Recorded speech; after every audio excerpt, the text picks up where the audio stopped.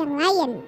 Beruntung saja Tisaya masih berhasil menghadang serangan tersebut dan ia memperingatkan pada Yennefer untuk selalu mengontrol kekuatannya.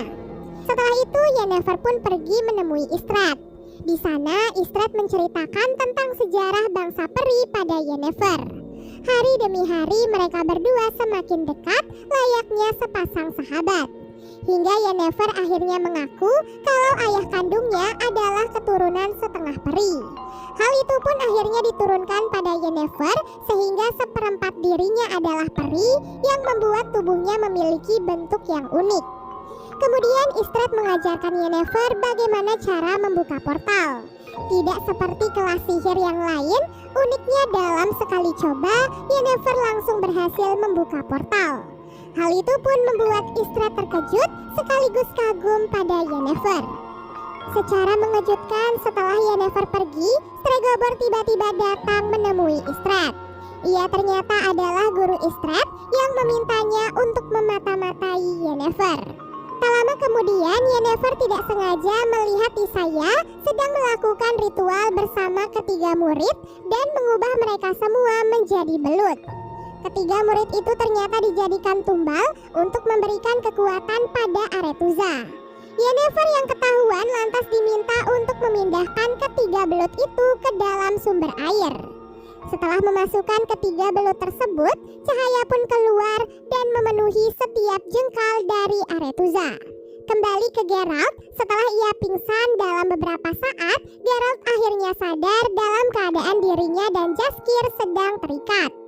Mereka rupanya ditangkap oleh Filavandrel, seorang pemimpin peri yang sebelumnya dibantai oleh bangsa penyihir. Jadi dahulu bangsa peri adalah seseorang yang sangat mencintai kedamaian. Mereka dahulu mengajarkan sihir pada manusia agar manusia bisa bertahan hidup melawan monster yang sering menyerang mereka. Namun apa daya, setelah manusia berhasil mempelajari sihir, mereka malah menggunakan sihir itu untuk membantai dan mengusir bangsa peri dari tanah kelahiran mereka. Hal itu pun membuat Filavandrel dendam pada bangsa manusia dan juga bangsa penyihir. Saat ia akan membunuh Geralt dan Jaskier, monster yang menyerang sebelumnya dengan cepat mengatakan kalau Geralt sepertinya adalah penyihir yang baik. Di mana saat pertarungan, Geralt bahkan memilih untuk tidak membunuh monster tersebut. Karena hal itu, Geralt dan Jaskier akhirnya dibebaskan oleh Filavandrel. Setelah bertemu dengan rombongan dari kerajaan Sintra, Ciri memilih untuk menyembunyikan identitasnya dan memperkenalkan dirinya sebagai Fiona.